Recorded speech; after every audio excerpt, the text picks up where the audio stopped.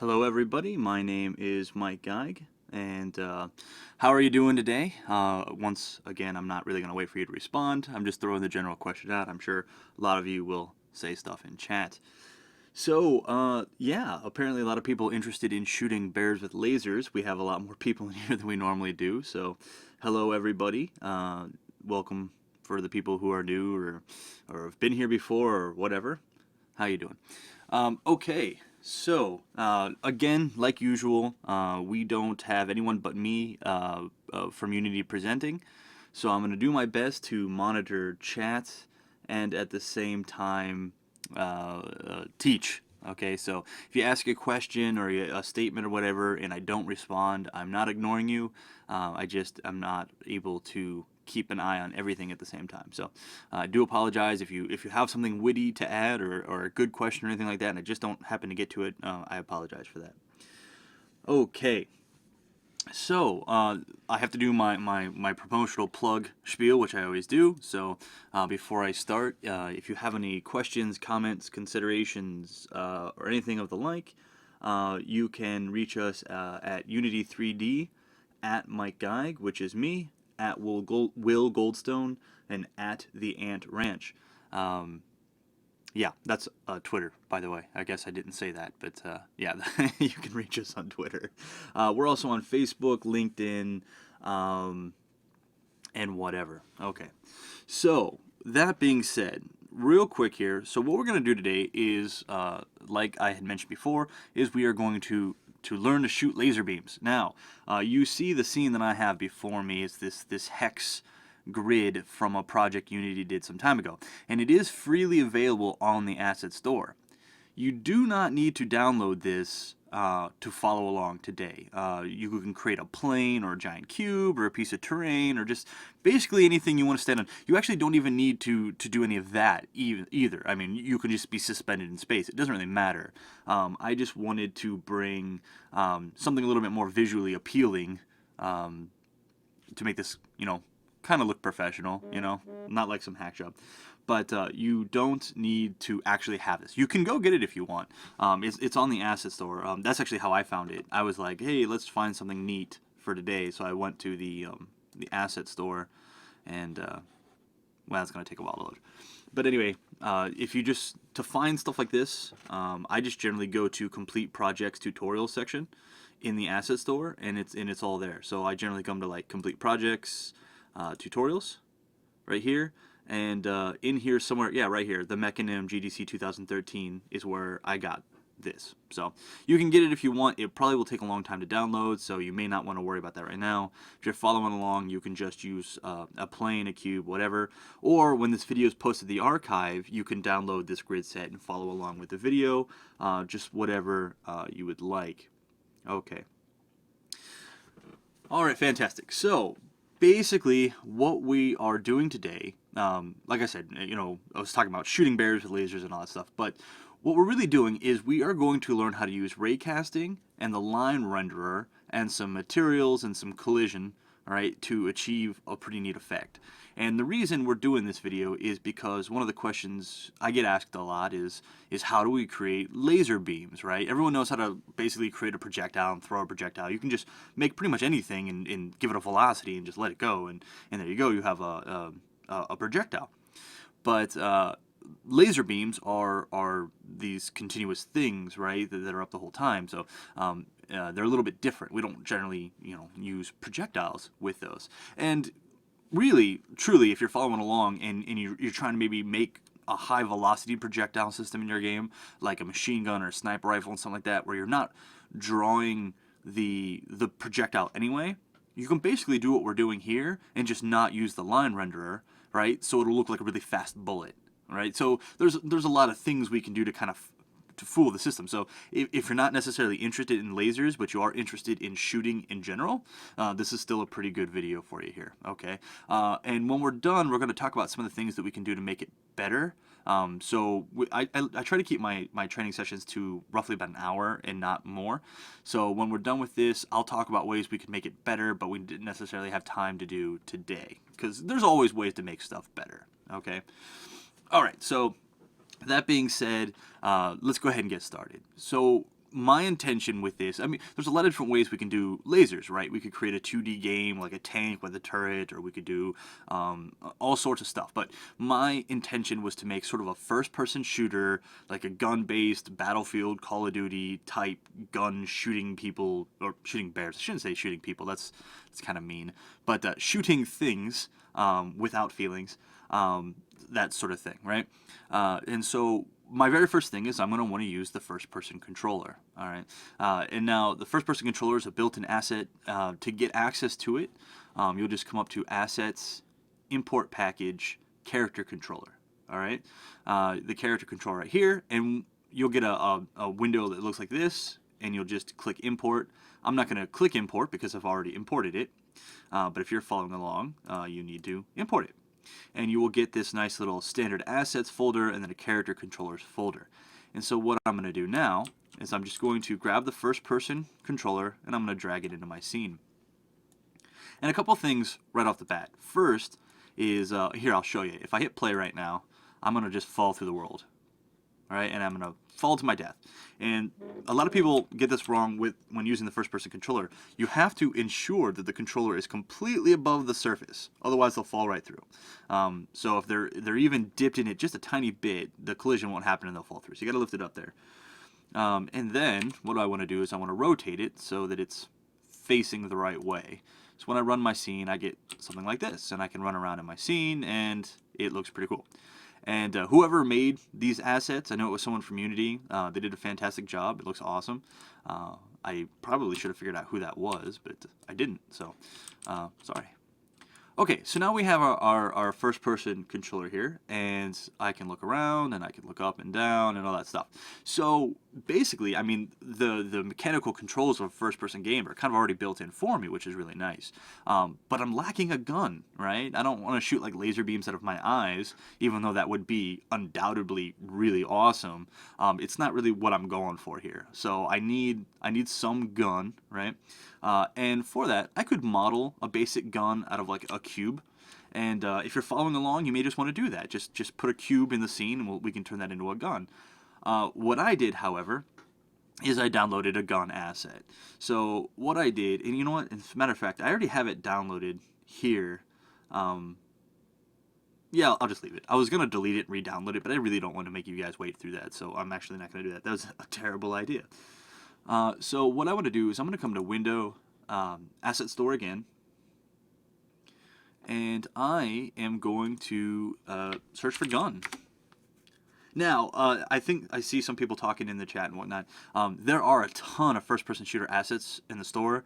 There are a lot of people that make like FPS bundles and assets and scripts and everything specifically for Unity. So, you know, go to the asset store and check this out. If you're interested in first-person games, like first-person shooters and whatnot, there's a lot of really good bundles out there. Yeah, so check them out, right? They're all on the asset store. But what I want to do is I want to grab this cartoon submachine gun. I could grab any of these other ones, but this one just happened to be free, and free is my favorite number, and so I decided to get this one. So basically, you'll just click on cartoon submachine gun, and you have this, well, you'll have a download button, and if you click next to it, you'll get download and import, right? I already have downloaded it, so it says re-download and import. But basically, once you have that, you'll just click the import button. You'll get that menu again, where it's like, hey, do you want to import all this stuff? And you'll just click import. So once again, I'm not going to go through those steps. If you want to follow along, you can just create a cube, right? Any cube. And just really just kind of elongate it and make it narrow. And to be a gun or whatever. I mean, you can certainly do that. Excuse me, I'm taking a sip of water. But you can certainly use a cube, whatever you want to do, right? Basically, I mean, even that is not necessary. We don't have to do that. We don't have to have a gun at all. We have one because it looks cool, but we could very easily just have our laser coming off the side of the first-person controller, and you don't need a gun at all. But I have a gun, so I'm going to use a gun. And so what I'm going to do is we are... what have I clicked here? Oh yeah, so if you import the cartoon SMG, you will have a cartoon SMG folder. And by the way, whoever made the cartoon SMG, thanks. I guess I didn't mention the name or anything like that, but you saw it on the asset store, so thanks to that person. And it comes with a lot of stuff. We're not really going to use a lot of this stuff. All I really want is the model, right? So I'm going to come to the models folder and I'm going to pull out this SMG. And it's fairly large. It's a fairly large SMG. It's actually not an SMG, is it? It's a Tommy gun. I don't know if a Tommy gun is an SMG or not. I don't know. It's really kind of irrelevant at this point. But I have this model here, which is this machine gun. And what I want to do is I want to attach it to the camera of my first-person controller so that when I look around, the gun looks around with me, right? That makes sense. That's kind of how first-person shooter games go. And so what I want to do is, well, first and foremost, this gun is huge. So let me take the gun and... Do I have the gun selected? Oh, I also want to make sure that I'm selecting the parent level, not clip or gun, but the parent cartoon SMG prefab that gets dragged into the scene. And I want to make that 0.5, 0.5, 0.5, so it's a bit more manageable. And then I'm going to click it and drag it onto the main camera of my first-person controller. So I'll just drag it onto there so that it nests just like that. All right. There we go. And, oh, I see a couple people saying, I must have missed something, please don't swear in chat. I'm not a fan of swearing in chat, so please don't do that. That'll get you blocked. Okay. So anyway, so now we have this cartoon SMG prefab, which is a child object of the main camera of our first-person controller. And so now, what I'm going to do is I'm going to just kind of zero it out and then position it. So 0, 0, 0 with a rotation of 0, 0, 0. There we go. And if I actually run this, I have a gun in the middle of my head, which would, again, be pretty cool to have a gun in the middle of your head, but not exactly what we're going for. We'd kind of prefer the gun to be in our hands. So what we are going to do is we're just going to give it a real basic positioning here. I'm going to put it at 1, and then negative 0.96, and then 1. And this is something I determined ahead of time, all right? So if you're wondering where I came up with those numbers, I just moved it around till it looked good, and that's what I came up with. And now if I run my scene, you will see I have a gun, and I can run around and I have a gun. And most importantly, I have a gun. So now I am able to, start shooting stuff. Not quite yet. I haven't built in any interactivity yet, but we have the basis for it. So I have my first-person controller, I have a gun, and now I can begin to build what I need to shoot stuff. Okay. So there's a couple different ways we can do this, and there's some kind of standards, right? Like I could use the gun itself as the basis for throwing projectiles, and this is true if I'm talking about throwing actual projectiles or lasers or anything else. I could use the gun, but that's kind of a right? That's not really a great way to go about it. A better way would be to fix an empty game object to the barrel of the gun and use that as the starting point for everything I do with the gun, right? So now, that way we don't accidentally have collision with the gun, and we don't have any overlap with the gun and things like that. So that's what I'm going to do. I'm going to go ahead and build an empty game object and put it on the tip of the gun, and I'm going to use that as the basis for all of my shooting and stuff like that. Okay, so I'm going to go ahead and create an empty game object, and I will name my empty game object gun tip. All right, and this I'm going to go ahead and nest on the gun, which is nested on the camera, which is nested on the first-person controller. So we got a bit of a cascade going on there. All right, and so now I have this gun tip, which is a child object of the cartoon SMG prefab. And now I just need to position it. And again, this is something that I've already determined ahead of time. I'm going to position it 0, and then at 1.21, and then 2.71. All right, and you will see that it happens to be right at the tip of the gun. It's not in the gun, it's not far out of the gun, it's right on the tip. That way we don't accidentally have any weird bullets jumping or whatever, or bullets hitting the inside of the gun, or anything like that, which would be admittedly not good. So, there we go. And you can see that doesn't really affect anything. I'm still able to run my scene, and I can't see it. It's just an empty game object. All right. Fantastic.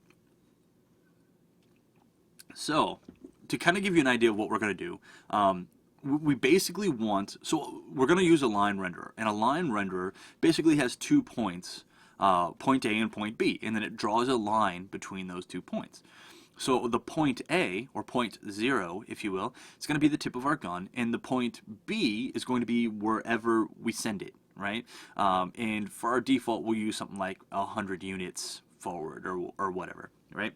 To kind of illustrate the point, I have made a very fantastic high-res image for all of you to show you what I'm talking about. So I hope you're ready to be amazed and wowed at all the work I put into this. So we have here a demonstration of what we want this gun to do. And I have labeled the start and end positions of the laser, which I have entitled Pew Pew Laser, to kind of show you what we intend to do. So the laser is going to start at the very tip of the gun. It's obviously going to go down some distance. And the reason we put the gun tip on the gun like we did, and actually, whoops, I need to change something here. We want the gun, basically the gun laser to align with the barrel of the gun, so everything seems like it's going pretty straight. All right, which reminds me at this point. So hopefully you all got to truly appreciate my artistic skills. That's all paint right there. One thing I forgot to notice is that my gun tip is pointed the wrong way. So I forgot to notice that there was a rotation on it. Now it's correct. So yeah, I definitely would have screwed that up there for a second if I had forgotten that rotation. I would be shooting myself with a laser, and that's not exactly what I wanted. Okay, so another reason that I have an empty game object on the tip of the gun for the line renderer is a line renderer should not go on any other object that already has a renderer, right? So my Cartoon SM prefab has a renderer for these models, and my first-person controller has this capsule mesh and stuff like that. So I have an empty game object without any other renderers, right? And so that allows me to put a line renderer on it, which is what I'm going to do now. So to add a line renderer, I'm just going to click Add Component, and then Effects, and then Line Renderer. All right. And we'll see that the gizmo, the handles, kind of disappears, and it goes over there. And if I go over here, I see my line. Doesn't it look great? That's my laser. All right, thanks for coming out, everybody. That's the end of the session. No, I'm joking. How awesome would it be to just be like, there's your laser, see y'all later. So what we want to do is we want to basically use this particular line we see there as the laser of the gun. Now the thing about a line renderer is it's rendering a line, and we don't necessarily want to see this line renderer all the time, right? We only want to see it when we're shooting stuff. So we're going to have to write some scripts. Well, actually we're going to write one script that's going to both manage the shooting of the laser and manage the turning it on and off, right? So that we're not seeing it when we don't want to see it. Also, you'll notice it's this awesome pink color, and we're going to fix that as well. So what I want to do is I have created a folder here, which I've just called lasers, and you'll see I have a bunch of sample scenes in here. But what I want to do is I'm going to create a script. So I'm going to go create C# script, and I'm going to call it laser script. Now, this is the first time this has come up in one of these live sessions, but I have a really loud mechanical keyboard. So I apologize that you're all about to be just completely deafened by my keyboard. I meant to get a quieter keyboard, and then life happened and I didn't. So I apologize right now. I'm going to try to talk and then type, right? So that I don't actually type over my talking and make it really hard to understand me. But I've created this laser script. I've made it in C#. You can do all of this in JavaScript or the Unity script. I just prefer C#. You know, it's preference. So what I'm going to do is I'm going to come to my gun tip, and I'm just going to click and drag my laser script onto there, and that's that. So let's go ahead and let's open up my laser script here. All right, and we'll give this a second for Mono to open up while I take another sip of water. Only the finest H2O. All right. So a question, and we'll answer it here in a second by actually working with it. But the script, the question is from Mika here. What does the script do? It's going to be responsible for turning the laser on and off, and actually shooting the laser. So the cool thing about a laser is that it doesn't get bigger over time. It travels at the speed of light because it's a laser, so we can just like flick it on and back off again really fast, and it looks really cool. All right, so I have the classic Unity script stuff here, which, you know, some of this I'm going to need, some of it I'm not. And one of the things I generally like to do when I start is handle some formatting here. It's personal preference, whatever you like, but I generally get rid of the comments and I fix the spacing and stuff like that. There we go. So what we need is a couple different things. First is we're going to need some in-script representation of this line renderer. Sorry, I'm reading the chat while I'm in here, so I do apologize for that. But yes, the pink plane, so the quick question is, where was that pink plane from? That is the line renderer that I added, and it just appeared. Okay, and so what we're going to do now is we're going to use script to kind of reel that in and make it more manageable. So I need some in-script representation of my line renderer. So I'm going to create a line renderer variable, which I'm just going to call line, okay? And that's that. So in the start method, I'm going to get the component that is the line renderer and just assign it to that variable. Now I will say this, if you're not super familiar with scripting, some of this is going to seem weird. This is a kind of an intermediate level tutorial, so we are just going to go ahead and script on, and I'm not going to spend a lot of time talking about the script itself.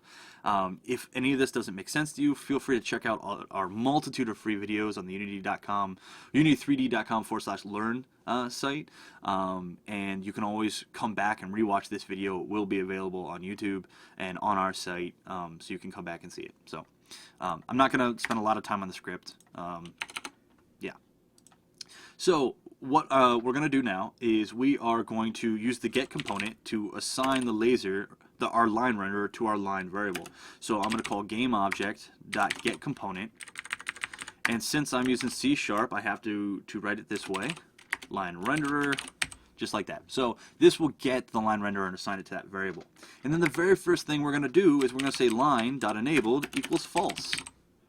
What we just did, by the way, is we acquired the line renderer and we turned off the, we disabled it when we started the game, so we can't see it anymore, which is exactly what we want. Also, I want you to notice that when I run my scene, I see my mouse cursor still, right? And it's really distracting because I'm trying to shoot a gun, and it's like having a fly in front of your face, and it's just really kind of annoying. So what I'm going to do is I want to also disable the that mouse cursor. All right. So let me click out of here, and I'm going to go the old-fashioned way of doing that. Luckily, or hopefully nothing crashes there. There we go. Fantastic. Okay. Yeah, I can make the font a little bit bigger there. So there you go.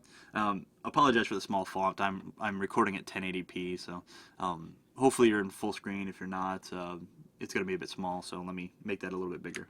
I can do even a little bit bigger than that. There we go. So, okay, so one of the question is, the weapon points to the same direction as the character, so the weapon will not point to the center of the screen, or we'll do something against that later. You're correct. The laser won't point to the exact center of the screen.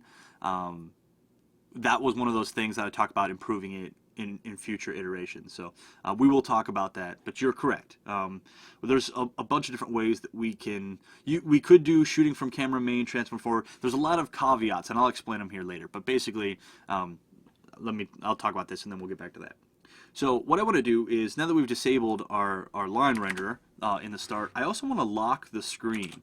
So I'm going to lock the cursor, I'm sorry. So I'm going to say screen.lockCursor equals true. So I don't have that cursor in the way anymore, which gets really kind of annoying flying around. So now if I come back to Unity here and run it, you'll see that my mouse cursor disappears, right?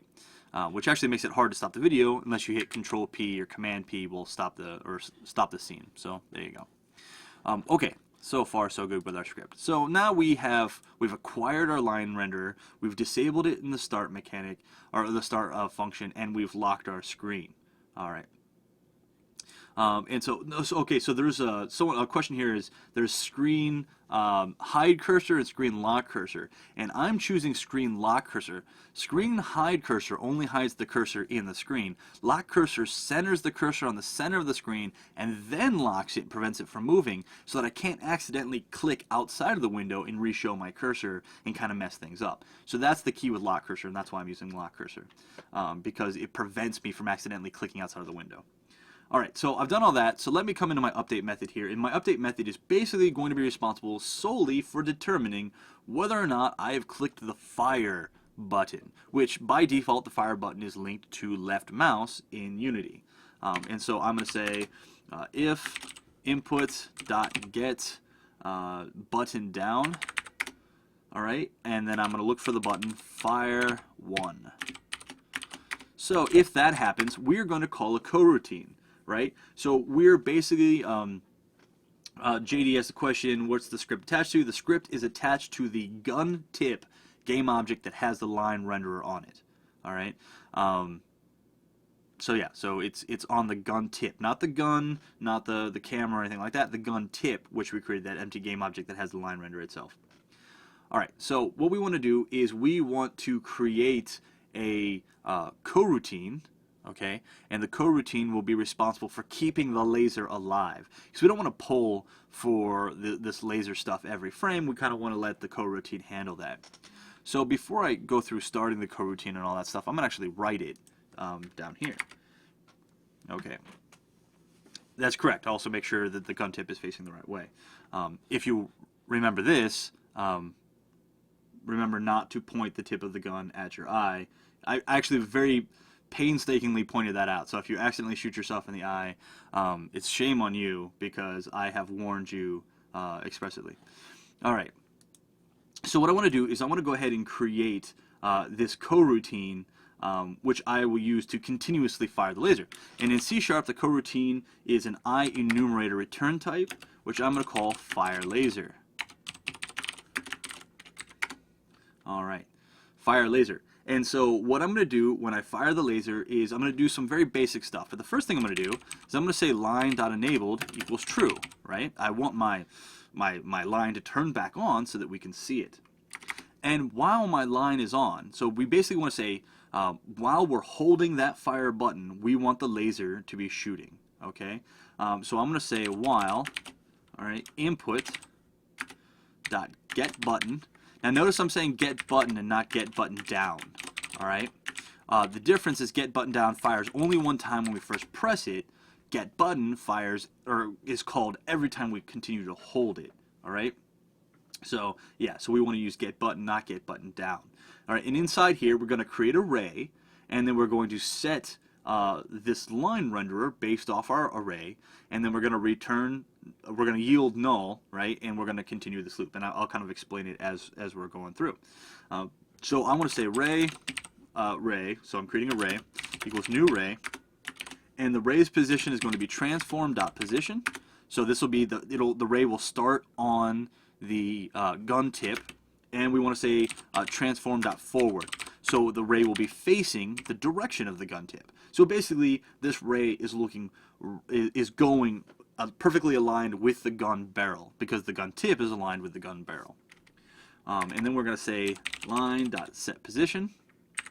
Now this is for our line renderer. Remember that the set position is going to start at the tip of the gun. So that's our 0 position, right? Our 0 index, because in computer science we start counting at 0, and it's going to start at ray.origin, just like that. So the first end of the line is the tip of the gun, which is where the ray starts, and then we're going to set the second position of the gun, or of the line, and we're going to say set position, not set width, set position, and this will be for the second point, which will be 1. Right, and we're going to say ray.getPoint, and we are going to say 100.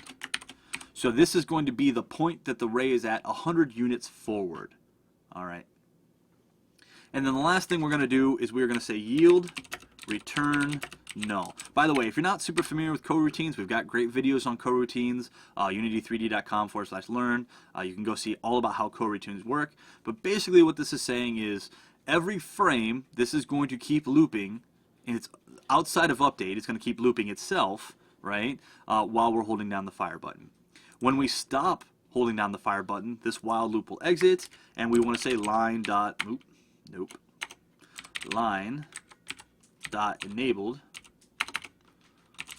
I've lost my IntelliType there. Line.enabled equals false. Okay? This effectively enables me, or tells it, hey line, we're done shooting, so disappear, go away because we're not shooting you anymore. All right, and so now I have this all set up. This is everything that I need. We're creating a ray. We're setting the line to be at the beginning of the ray and the line to be at the end of the array. It's going to travel the whole distance of the ray. The reason we're using a ray, you might be wondering, why are we using a ray since we can put any vector 3 in here? The ray will help later when we're actually going to be shooting stuff. All right, so now that we have our coroutine done, here inside my update, if we press the fire button the first time, what I'm going to say is I'm going to say stop coroutine, just in case it happens to already be going and something malfunctioned. We're going to stop it first, and then we're going to start it again. Just in case. I really shouldn't have to do the stop coroutine, because the second I let off my fire button here, this should exit, and so when I click it again, it'll start. But this is a failsafe, just in case. I don't want to accidentally have two, or anything weird, or anything like that. Okay. So, yeah, I see in the chat, some people are asking, this is C#, I'm using C#. You can do Unity script, JavaScript, Boo, if you want, but I just use C#. So at this point, this script is ready to test, okay? So to kind of give you an idea of what's going to happen, for starters, we're disabling the line. If we press the fire button, we're starting the coroutine. When we start the coroutine, we are entering into a while loop that will continuously shoot the ray until we let go of the fire button. Okay, and that's basically what is happening here. So let me come back to Unity. Hopefully I don't have any errors. I don't. And I'm going to run it. And now what we have is, boom, we have a laser. It's a giant laser, but we have a laser. Okay, so we can shoot stuff. All right. Just like that. Boom, boom, boom. All right. There we go. All right.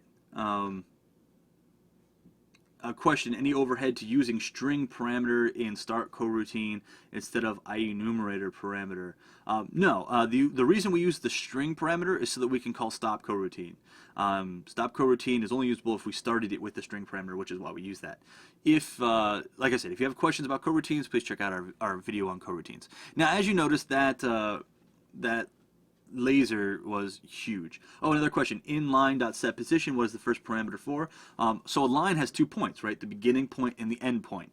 So that first parameter specifies which end of the line we're talking about, right? So point 0 is where the line starts, and point 1 is where the line ends. Okay, so that's what that first parameter is. So let me go ahead and reduce the size of this line. And one of the cool things we can do is we have a start width and an end width, so we can actually make it get bigger or get smaller as it goes.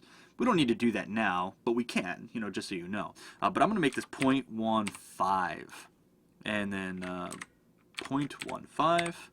There we go. That should be a much more reasonable size. Whoops, I did not mean to open up the floor there.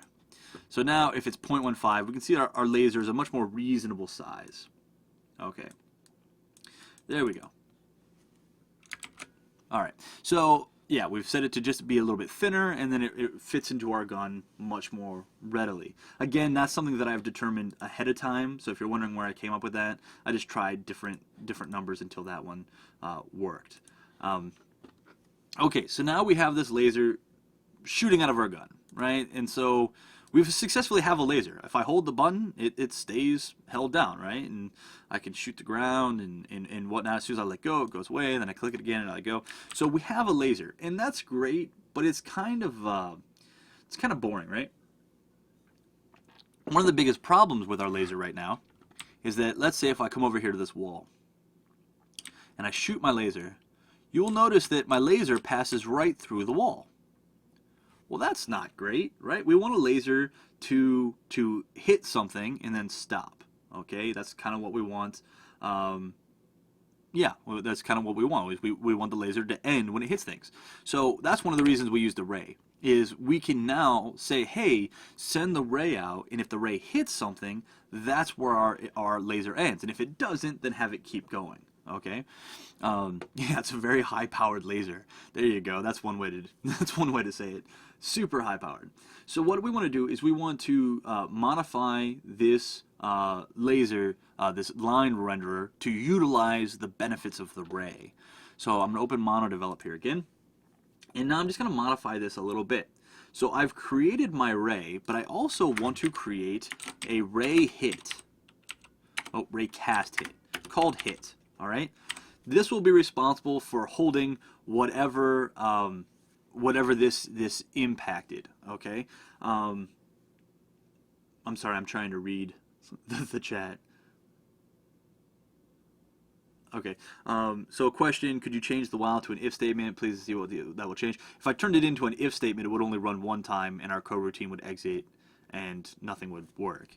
The reason we have a while is because when the return comes back, it loops again, and then when return comes back, it loops again. An if would only execute once, and that's not what we want.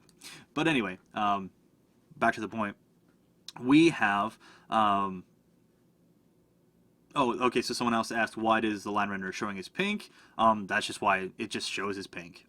That's kind of a default. I'll show you how to change it, but it just starts like pink, all right? So what we want to do right now is we want to utilize this hit. So instead of just setting the position, the end position, because the start position is fine, but the end position where it stops is what we're concerned with. So I want to say if physics dot raycast.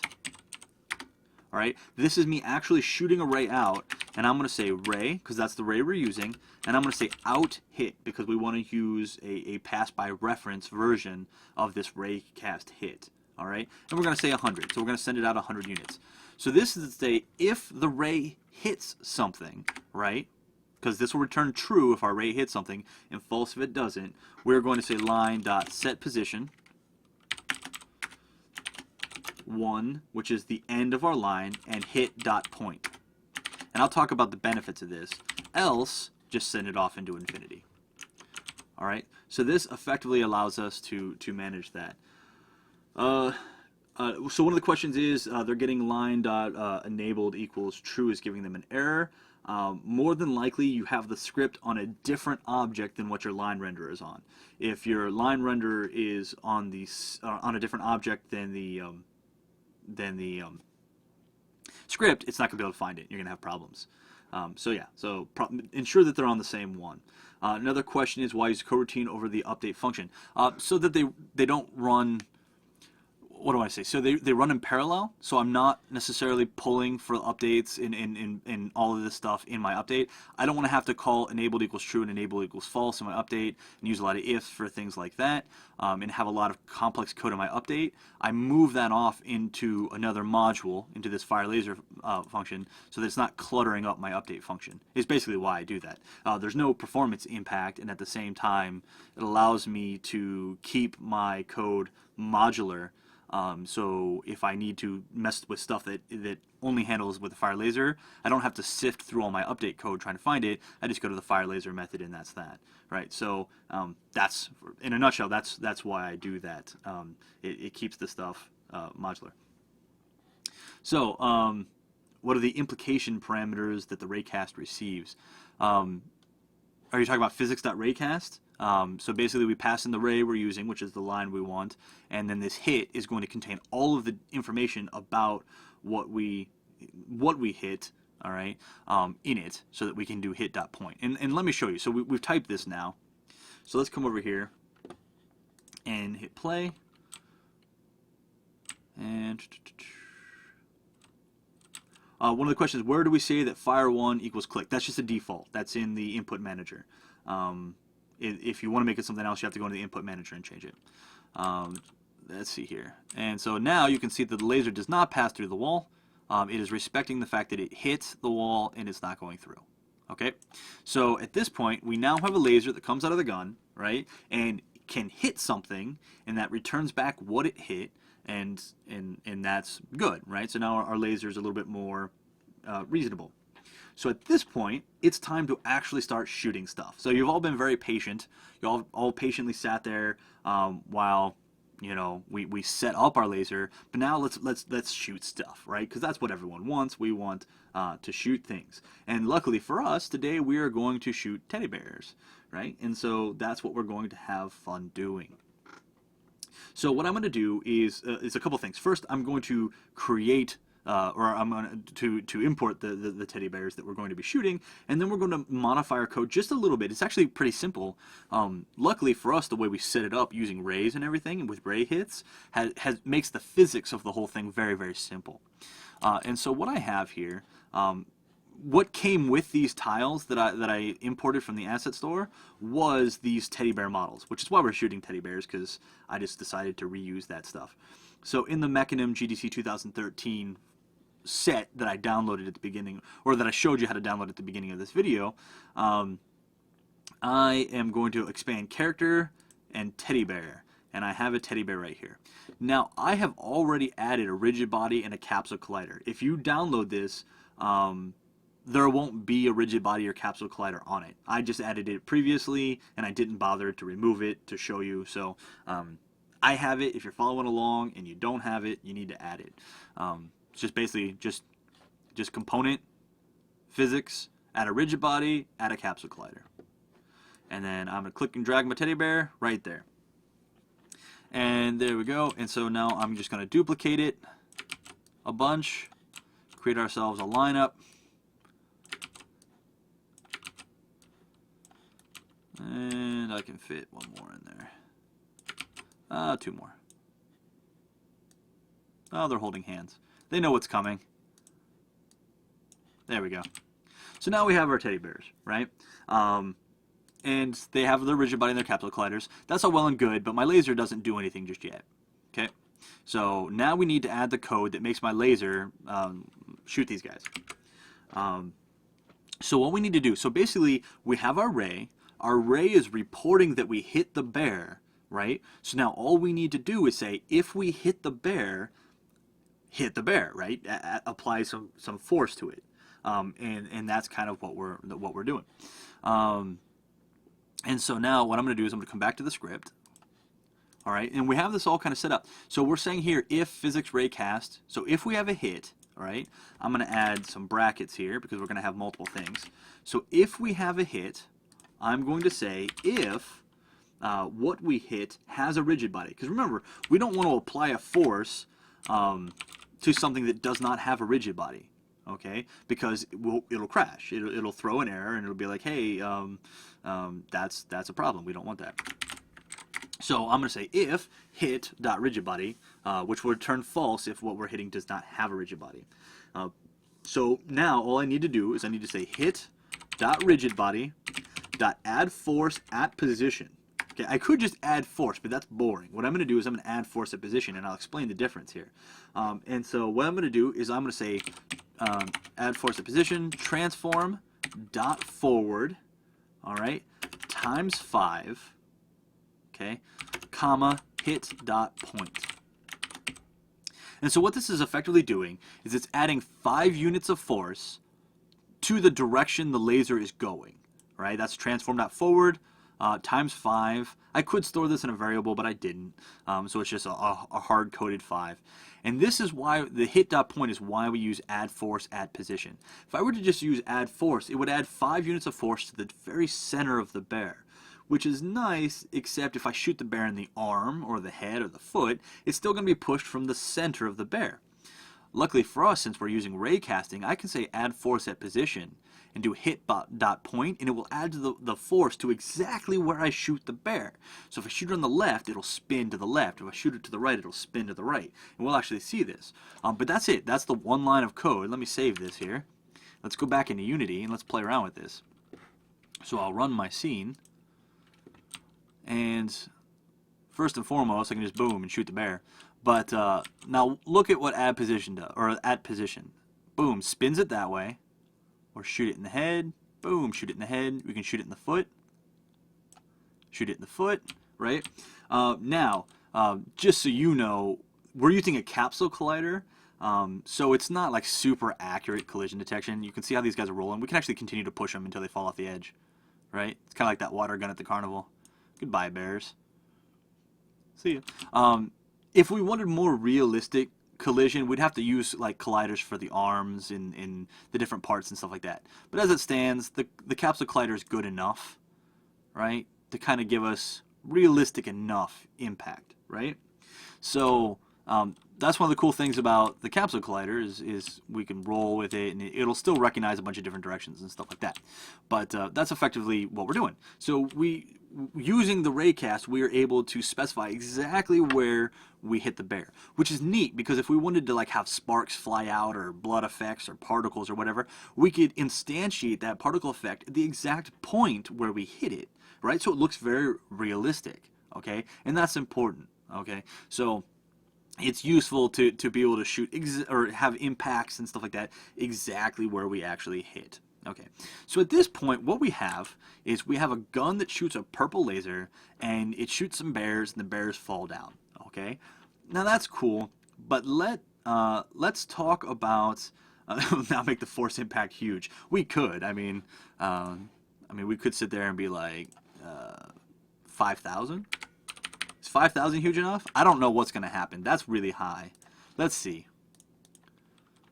5,000. Pow, pow, pow, pow, pow, pow, pow. So yeah, that's a really high impact force that we can see there. And as a matter of fact, we just added force. If we added impact force, if we did rigid body dot add impact force, right? We just like, and those things would just be blown to pieces. But that's a bit high. So let's come back down to 5. Let's be reasonable, teddy bear overlords, because that's a bit much.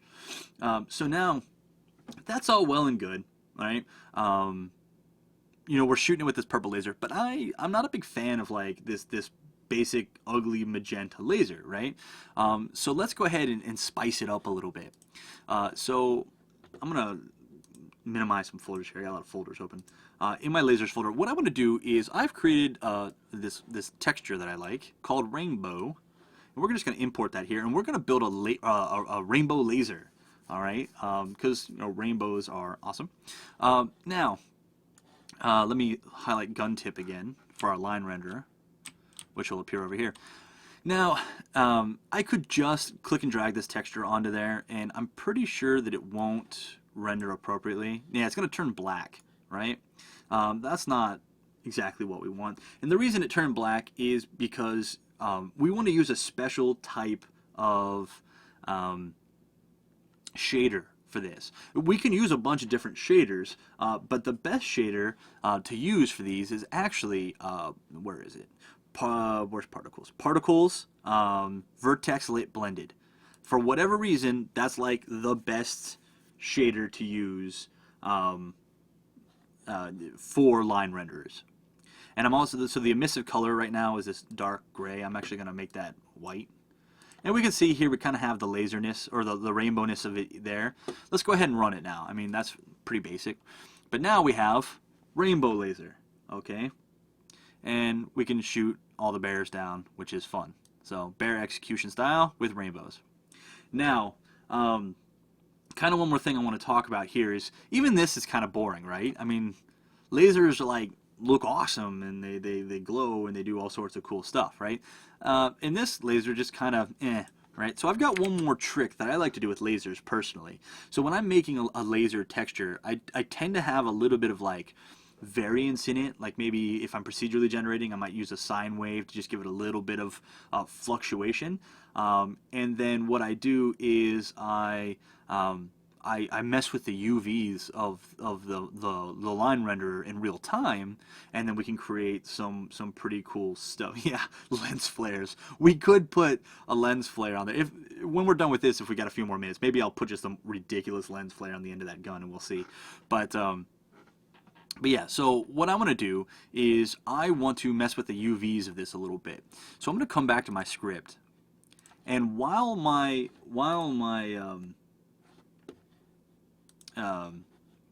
I'm inside this while loop here, while we're drawing this, I'm going to add a line to the top, and I just want to say line.renderer dot main texture, or I'm sorry, material dot main texture offset. And what I'm going to do is I'm going to set the offset to be a new vector 2, and inside here I'm going to say 0 and time dot time, not time dot delta time, time dot time, which so we're not the difference in time, but the total amount of time. That's all I'm going to do. So I'm basically just offsetting the main texture by 0 and then by the time. Okay, so check out how this changes it. So when I run this now, check out this laser. Boom! And we get this cool, like, rotating laser bit, which is neat with the rainbow. If we had just minor variations in the texture, then yeah, die bears.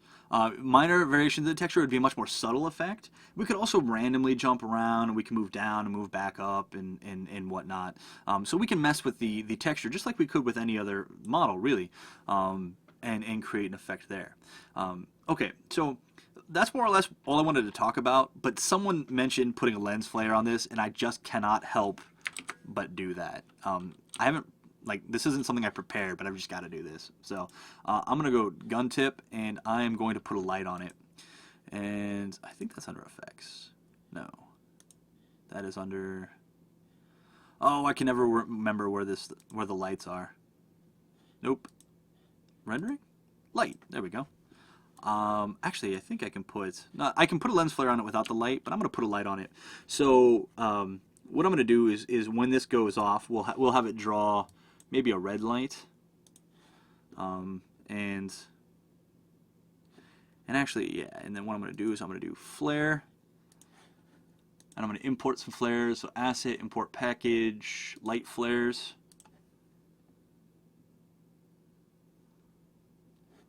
Oh yeah, I forget where everything is. Okay, so now that we have the light flares, I'm going to add a 5mm zoom.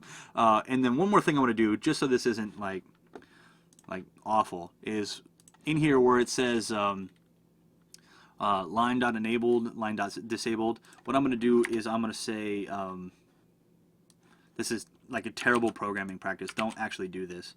I'm just doing it because I'm lazy right now. Light.enabled equals false.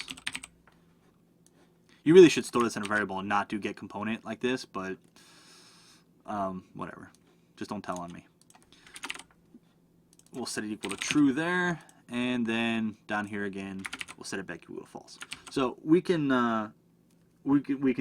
do this, and then let's come back to Unity, and so it'll be turned off, and when we turn it on, boom, and we get our nice flare at the end of the. We can see the flare at the end of the gun there. So yeah, so you can see that we can add a flare to it with some light, so we get some light coming off the laser. Now, some of you might be wondering how you make the entire laser emit light, and we can do this by creating rays of point lights and stuff like that.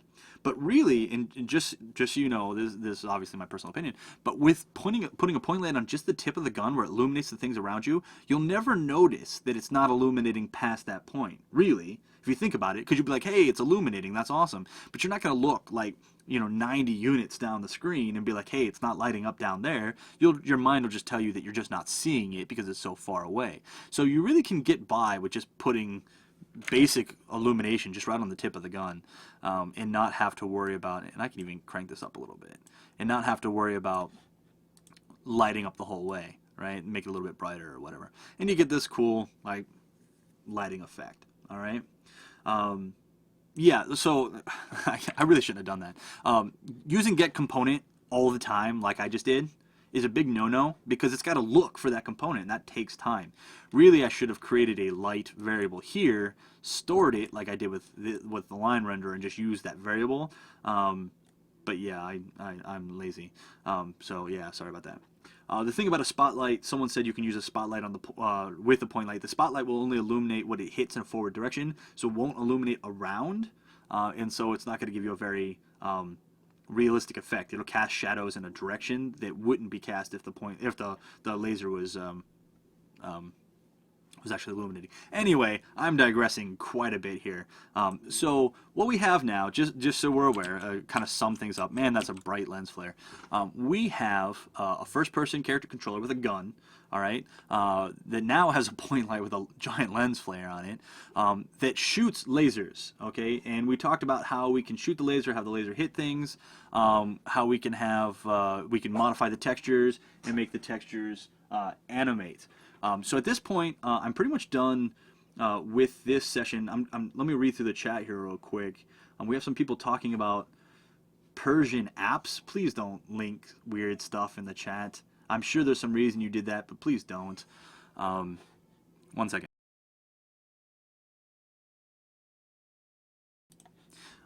Okay, and so I'm just seeing if we have any more questions.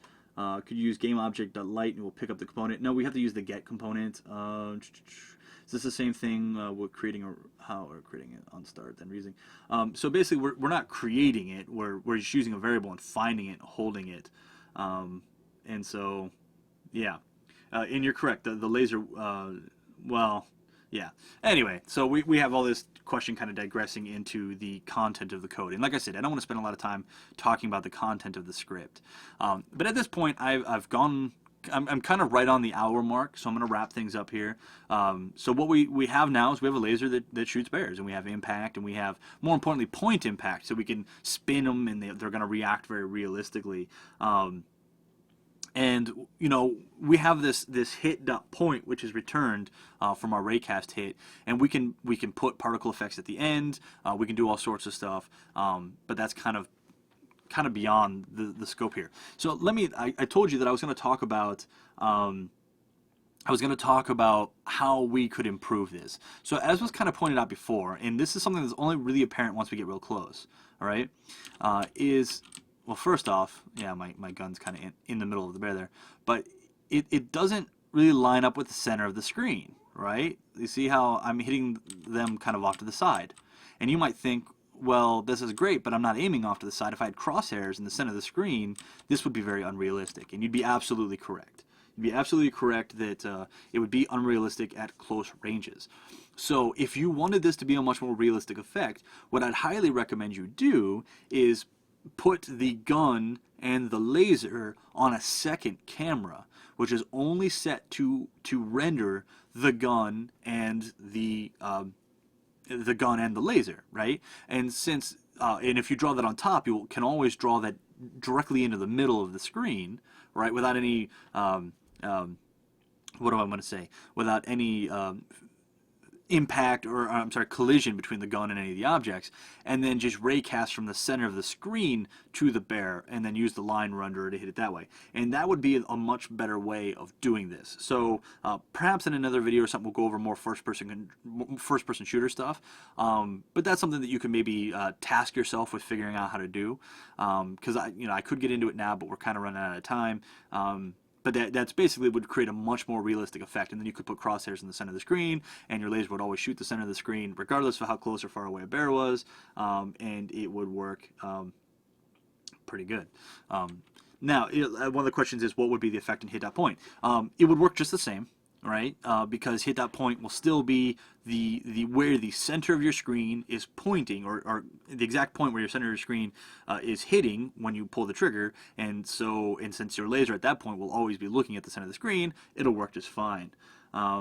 So yeah, you can certainly do that just fine. It'll work all just fine. But anyway, so at this point, I have pretty much wrapped up. And I'm just checking to see if there's any other thing. Is the ray trace the better way to make lasers or guns, or is it the only way? Well, you can use a line renderer without a ray, but the ray allows us to make our line renderer interact with the world in a much more efficient way than hand doing all those calculations. Okay. So this video will be, or has been recorded. I'm going to obviously make some edits because we did have that weird crash in the middle of it. And then I will upload it to our site in YouTube. So stand by if you do want to watch it again and kind of figure out what's happening. Again, I'm still running the game. Again, you can reach us on Twitter at Unity3D, at Mike Geig, which is me, at Will Goldstone, and at the Ant Ranch. If you have any questions, comments, or anything like that, feel free to ask. One of the questions, can you give us some best practices to set up collision? I'm not entirely certain what you mean. Maybe you could clarify, or you could just shoot me a tweet or something later and I can answer it. So a lot of people are saying thank you now. You're very welcome. Hopefully it was fun and you got to shoot some teddy bears. I look forward to, if any of you want to make your own projects where you explode teddy bears or anything like that, I look forward to seeing it. Just shoot me a link. I always like seeing the stuff that you guys do. So any questions or anything like that, just pass them along. Otherwise, you all have a very fantastic day.